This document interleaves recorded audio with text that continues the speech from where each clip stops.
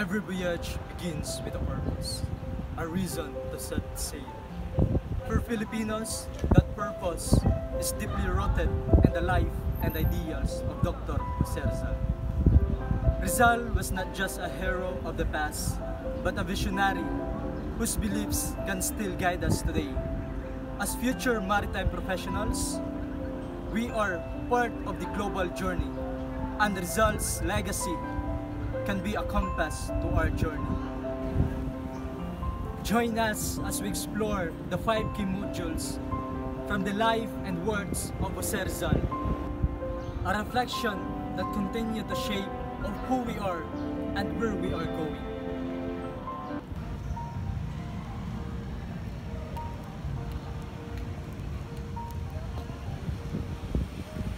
Understanding the Rizal Law. Republic Act 1425 or Rizal Law is more than a legal mandate. It's a national promise to remember. Through this law, we ensure that every generation learns not just about Rizal's works, but why they still matter. For us, future seafarers, it's a reminder that we are part of a living history, that our duty to our country starts with knowing our roots. To remember Rizal is to reconnect the souls of our nation.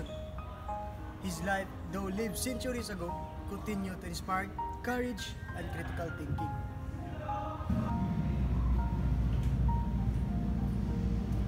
Whether we're in training or on board a vessel far from home, Rizal's legacy reminds us to be ethical, brave, and conscious of the life we represent as Filipino mothers.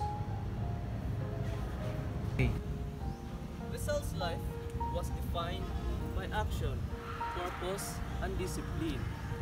He was a thinker and doer, traits essential for everyone who wishes to live. Just like us, in maritime studies, Rizal committed himself to lifelong learning. This example pushes us to be better students today, so we can be competent and principled professionals tomorrow.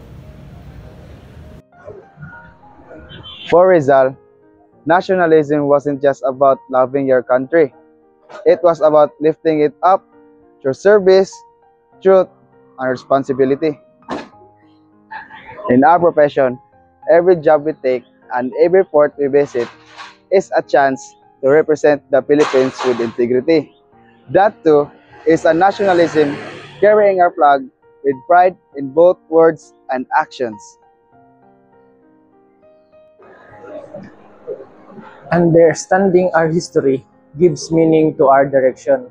Rizal believed that by examining our past, our culture, struggle and triumphs, we could reclaim our dignity. As a maritime student, studying history keeps us grounded. It tells us we came from a resilient people and that we have the strength to rise above any storm, whether at sea or in our life.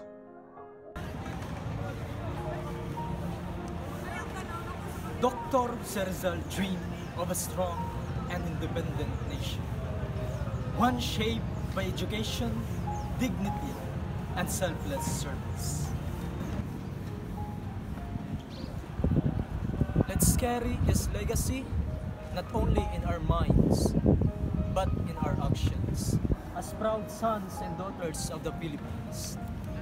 Mabuhay si Dr. Jose Rizal, mabuhay ang ating bayan.